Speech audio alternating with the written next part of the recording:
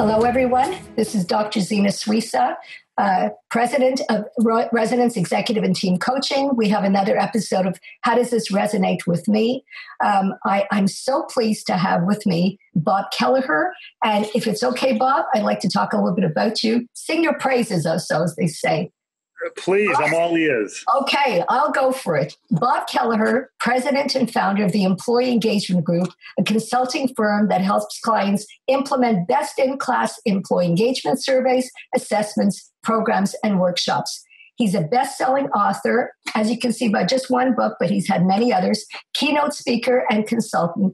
His books, and I'll name the books, the best-selling Louder Than Words, 10 Practical Employee Engagement Steps That Drive Results, Creative Ship, hard word to say, and Employee Engagement and Leadership Fable, Employee Engagement for Dummies, and I Engage, which I very much appreciated, your personal engagement roadmap, which we'll be discussing today. And let me just add, this book, I Engage, can be used in corporations, in hospitals, institutions, teams, educational systems, and maybe parenting, I'm suggesting.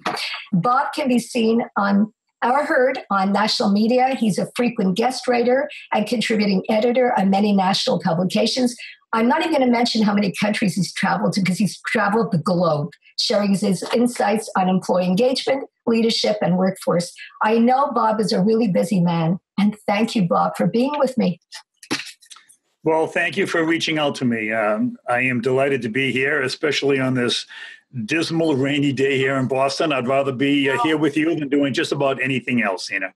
Thank you. That's a very nice compliment. So we're going to go through a couple of questions which are based on I Engage, but I know based very much on your other books too, because you were an expert on employee engagement. So let's engage. Okay. How about a brief definition from your expertise on employee engagement? Okay. I always like to start off with my definition with telling you what it isn't first before I tell you what it is. Perfect. Employee engagement is not employee satisfaction. And I think that's one of the mistakes many organizations and managers make. And I often tease companies that if you focus too much on satisfaction, you run the risk of creating cultures of employee entitlement, not employee engagement, because satisfaction is passive. Satisfaction often is one-sided, where engagement is really what the definition of engagement is, right? It's two sides coming together. So my definition is actually quite simple.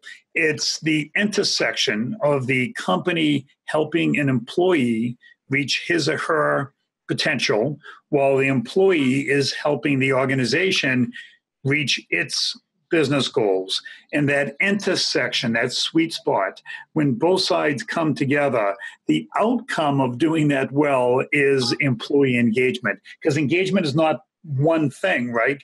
It really is an outcome of doing many, many business practices, communication strategies, development programs in a way that mutually, that's that key word, mutually benefits the individual and the organization. And in some cases, the organization might be the boss, right? Yeah. So engagement really is that partnership, that commitment of two sides working in harmony, helping each other. That is a great definition. I think you've covered all facets of employee engagement. It's great. So then what happens to people? They're so disengaged in the workplace. What goes on? I think there are so many factors underway, and I'll start off by expressing my disappointment that engagement levels in organizations, in particular in North America, continue to lag behind what we would hope they would be. So back when I left corporate America and wrote my first book, we were in the midst of the Great Recession, right? Mm-hmm. So you would understand why Gallup's claim that 70% of employees were disengaged would have some merit, because it is understandable that if you're unhappy in your current job, looking for a new job during the Great Recession probably would not be wise, because no one wanted to be anyone's low man or woman on the totem pole. Right. What is remarkable to me is in spite of a vastly improved economy, in spite of a job market that favors the job seeker, not the organization, Gallup still reports, based on their research, that only 32% of employees are what they would categorize as engaged. So that is astonishing to me. So I think there are a number of factors at play. The first factor, which is what I engage, is really the premise on my latest book, is that I think most of the organization efforts on engagement has focused on the individual as he or she is an employee. And what we have found in our research, often what happens after work has as much to do with one's engagement as what happens during work. So if you're going through a divorce, if you're dealing with elder care, if you're dealing with child care, if you're dealing with illness, or conversely, if you have a new wonderful partner in your life, if you just booked this amazing vacation, if you just bought your first home. So whether it's on the downside or the upside of life, those factors have a significant impact to one's engagement at work. So we haven't really factored in the engagement holistically, and that's really the whole focus on I Engage, trying to get individuals to understand why they might be disengaged. So if you are unhappy in life, if you're going through some major life events, if you have 3 young children and you have drop off each morning and pick up every afternoon, and you're dealing with the stress of life, and you might be struggling at work as well. So you have a consultant or a speaker like me coming in talking about your organization, getting everyone to give above and beyond as Camelot of engagement. And what we have found is that that simply isn't life. It's not realistic. And what we try to do is try to get organizations to look at their employees holistically, right? What is going on in one's life? And are you putting in place managers who are empathetic in a way that they understand this, that they understand that they're managing a person with all the ebbs and flows that take part in one's life. Now, I Engage also has a focus on the individual. So it's personal accountability. So if I go through a merger and I'm employee John Doe and I don't like how the merger is impacting me, so I say the company is stupid, or the company, they don't know what they're doing, or this merger makes no sense, or if I'm an IT person, we're dealing with an antiquated IT framework, or I'm blaming my boss, or I'm blaming the compensation structure, I'm blaming the benefits that we've just lost. So I'm blaming everyone other than taking personal responsibility for my own engagement. Right. So what we often find, Zena, is people will use kind of the blame game to kind of shield that they're in a job that they're not particularly happy in or maybe not suited for. So I Engage really is a personal roadmap. It's very different than any other book I've written. It's asking the employee to look at themselves. And there are 22 career rest stops in which an employee or a reader will go through and pause and to see if is it the job? Are they in the wrong job? Are they doing things that maybe they're uncomfortable doing? As Dan Pink calls in his great book Drive, are they doing things that they've mastered? You know, is an element of mastery in what they're doing where they feel good about it, or are they struggling? Are they overwhelmed? So what we try to do is get employees to look at kind of a self-spotlight on their own engagement. And the reason I think it's a great book for managers as well, we have seen from our research that if you are a manager and you yourself are disengaged, your employees are 3 times more likely to be disengaged themselves. So what we try to do is get managers to kind of look at their own personal engagement to help them kind of realize what they can do to help their own engagement before they can be expected to manage or lead others. I have to agree. And the idea of managers also going through a book like that. I forgot to mention the Rest Stop. I think that was It Is Your Wife's idea. People will read it, but it's a great idea to stop after each chapter and have some insight and awareness. That is an excellent idea. Yeah, it's funny. We'll take elements of the book and I'll use them. The career rest stops in a real-time poll. So I will facilitate a leadership meeting, and I will actually do real-time polling with all the leaders in the room, and we will actually pause. And what's fascinating is you will see, the book has various premises, but when I poll a group of employees, we actually will see through a scatter diagram in a very confidential way. It kind of validates the premise in the book. So if you are leading a group of 30 people, I can almost guarantee you that I will show you a snapshot of the various degrees of engagement of people in the room, including if it's a leadership team. So trying to get people to understand that, engagement's not linear. You're just not going to get your workforce and incrementally move them up to a higher level of engagement without understanding that you have these kind of peaks and valleys of engagement. And at any point in time, you'll have some employees peaking, some employees tanking. And how can you understand how best to move this collection of, it's almost like a lava lamp, all these employees moving in different directions. And the goal of a leader is trying to incrementally get all of them moving upward. And we believe empathy is the secret sauce to get a manager to have a relationship with his or her employees in which they can have these type of discussions. Right. I just wanted to mention too, you talk about the book, and there's one area which I was not going to discuss, but work-life balance. I rarely see a book on employee engagement that sort of intersperses the work-life balance. It's great. Yeah, well, it's funny. In some ways, it's not even balance anymore, right? It's work-life blending. Yeah. Technology has kind of blended the workforce. It kind of looks like plaid. I will joke with my kids every now and then. They'll send me a text at 10 o'clock in the morning to, talk about the Red Sox, and I'll text them back, "Why aren't you working?" And I tease them, but I also know they're doing email on Saturdays and Sundays, and this whole blend of work-life balance. There's no getting away from it. And the other thing that's really fascinating, I've spent 30 years as a chief HR officer, and for years we would talk about the need for a healthy work-life balance, and we would almost define it as work is bad, life is good, right? But what if you absolutely love what you do?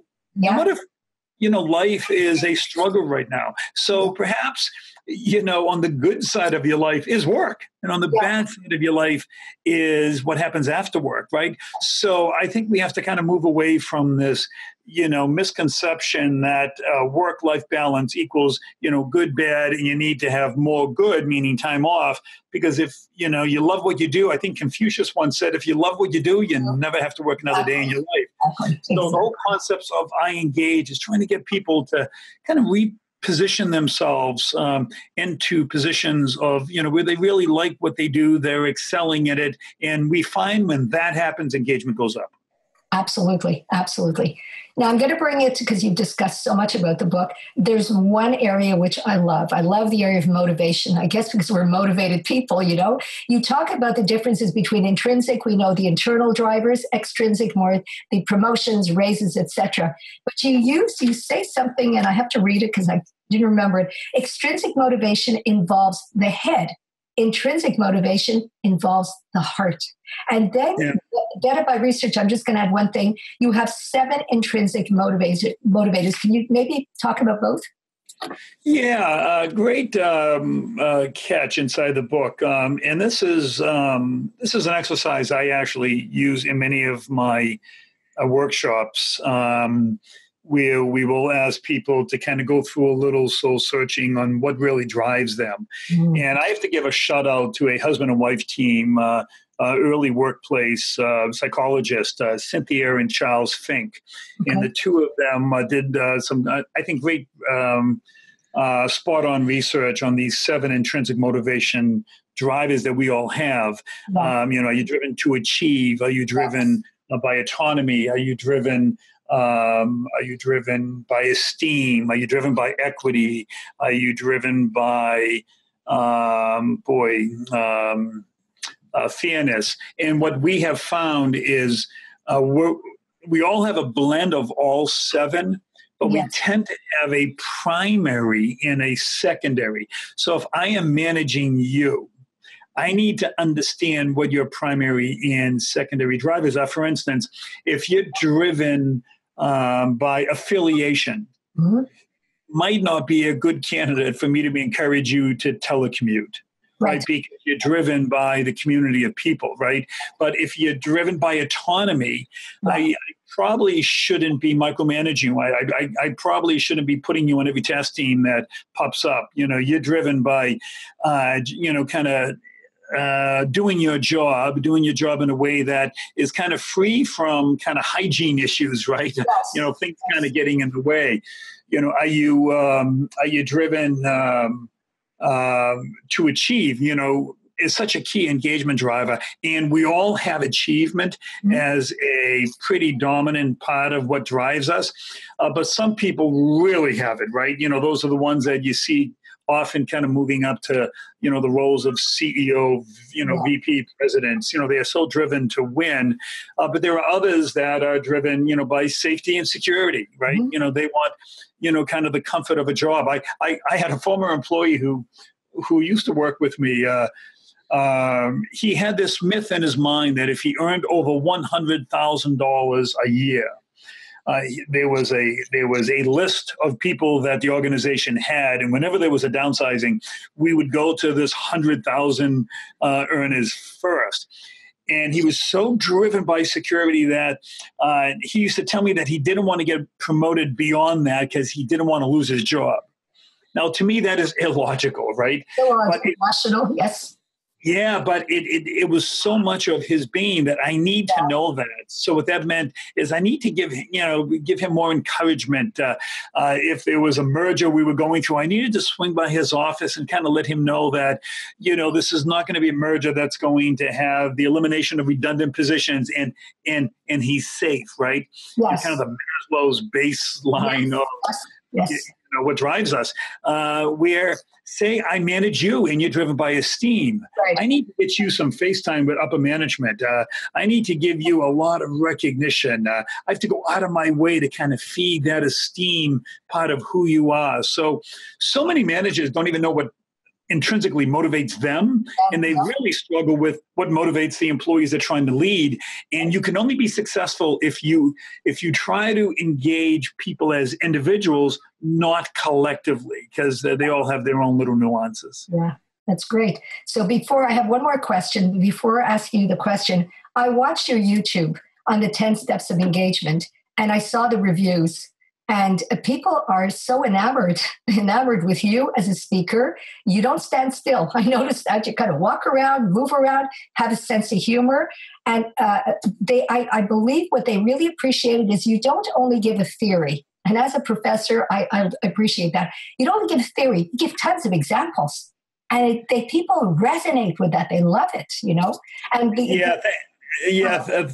thank you so much for kind of that shout out. I'll tell you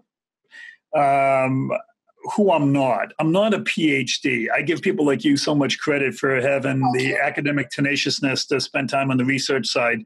I'm a hands-on, pragmatic practitioner. I spent 30 years in the trenches.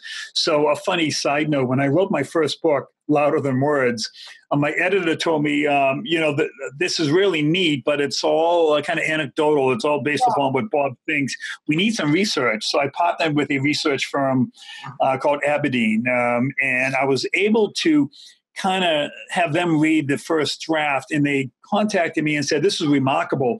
We do a lot of research, and every point you make, we have research that actually backs that up, that supports it. So I think it's a wonderful blend of kind of anecdotal in the trenches. Hey, this is what I've experienced. And with the researchers, people like you and others that are, kind of validating it through research. As far as the style, I just spoke at the Society of Human Resource Management's annual conference, SHRM, out in where was it this past year? They were in Chicago, and we just got the evaluations, which were just fabulous evaluations. And my team was reading the comments to me, and that's really what they were noting, that, this was someone who had a sense of humor, who was genuine, who was sharing best practices. And to me, I always love when people kind of share with me that in a 1 hour window, I was able to entertain them, somewhat educate them, keep them, with a smile on their face. Because you can't have engagement in the title of your brand without engaging an audience. Engaging. So 3 things. You absolutely know the theory. You transmit the theory, but you do it with application. And I think that for my viewers is very much appreciated, and you absolutely do it with a sense of humor. And it's not boring. I don't think people like to be bored, sitting there and being bored. And I watch the people as they were watching you, and it's great. You're a great speaker. You really are. Yeah, thank you, Zena. I'm a former school teacher, so I had some baseline travel or skill training on the platform side. And for those who are out there, one of the things that I would strongly encourage, early on in my professional career, I signed up for a the area Toastmasters group, which really helped. And then I used to volunteer to present in front of leadership teams. And then when I was a internal practitioner, my leadership, they kind of recognized that I had a skill set to do this. So I started speaking at key client meetings, and they would use me to do company meetings. And before you know it, I was speaking often, even when I was on the corporate side, and speaking at conferences. And if you do anything, like Malcolm Gladwell says, if you do anything for 10,000 hours, you develop a baseline level of skill. Exactly. So could you give us the 10? You don't have to go through the details like you did, because people can watch the YouTube, and I encourage the viewers too, but the 10 steps of employee engagement. Yeah, let me show you the cover first of all. Sure. Let me see. Is it here? Okay, this is my reading list. It used to be just my nightstand, but this is a book that has had kind of amazing success. And when I wrote it, it was a bucket list. I actually did not write it to be a bestseller, and it became a bestseller because people saw it as a blueprint. So if you're a supervisor and you're looking to lead a team, if you're a CEO looking to lead an organization, we think this is a blueprint, and it's based on a 30-year career. So we think it actually works. Step number 1, the link to high performance. And, this is not about satisfaction. And just a little side note, during my career as an HR practitioner, there was a point in time where they promoted me to chief operations officer. So I had 3,000 engineers and scientists reporting to me, and I am not an engineer or scientist. But they realized that my push on the engagement culture that we were building was driving high performance. Like, we were number 1 in every business metric. And it really starts with step 1, right? Engagement's not a touchy-feely thing. Engagement drives a culture of high performance.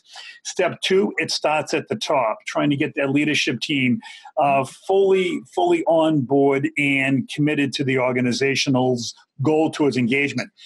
Sometimes I will speak and people will say, I love what you've communicated, but boy, our leadership team doesn't get it.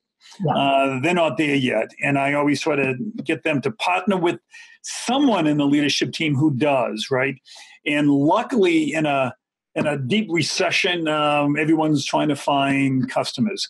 In a booming economy where we are today, we're in a sweet spot for CEOs all understanding that engagement, retention, recruitment of talent is probably the most pressing thing they have on their plate. So it's a good time to kind of reinforce that.